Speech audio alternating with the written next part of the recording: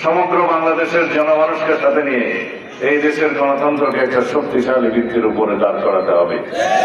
তাহলে পরে আমাদের সন্তানরা যারা রক্ত দিয়েছে এই গণ অভ্যুত্থানে, যাদের আকাঙ্ক্ষা ছিল, যে সমস্ত শহীদের রক্তের আকাঙ্ক্ষা ছিল, এই দেশের মানুষের সমস্ত অধিকার প্রতিষ্ঠা হবে, গণতান্ত্রিক অধিকার প্রতিষ্ঠা হবে, সাংবিধানিক অধিকার প্রতিষ্ঠা হবে, ভোটাধিকার প্রতিষ্ঠা হবে এবং বাংলাদেশে একটি বৈষম্যহীন সমাজ ব্যবস্থা প্রতিষ্ঠিত হবে।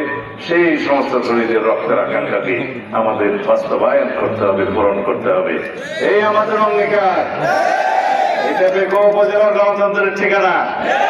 বাংলাদেশের গণতন্ত্রের ঠিকানা কি? শহীদ রাষ্ট্রপতি জিয়াউর রহমান প্রতিষ্ঠিত বাংলাদেশ জাতীয়তাবাদী দল। গণতন্ত্রের স্রষ্টা এবং রক্ষক কোথায় শুয়ে আছে?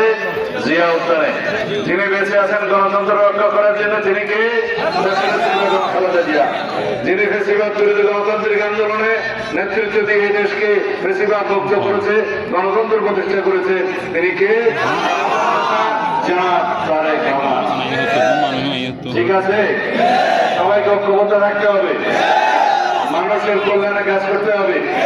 এই সমস্ত লোকেরা মানুষের অধিকার খর্ব করে, তাদেরকে রুখতে হবে।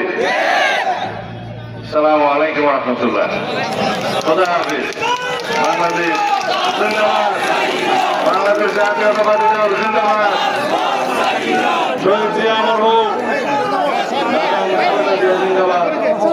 আমাদের নেতা জনাব তারেক রহমান জিন্দাবাদ।